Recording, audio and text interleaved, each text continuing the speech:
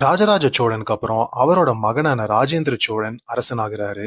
ராஜேந்திர சோழன் இறந்ததுக்கு அப்புறம் அவரோட 3 மகன்களான ராஜாதி ராஜன், இரண்டாம் ராஜேந்திரன், வீரராஜேந்திரன் இவங்க 3 பேருமே குறுகிய காலம் சில வருடங்கள் மட்டும் அடுத்தடுத்து அரசனா ஆள்றாங்க.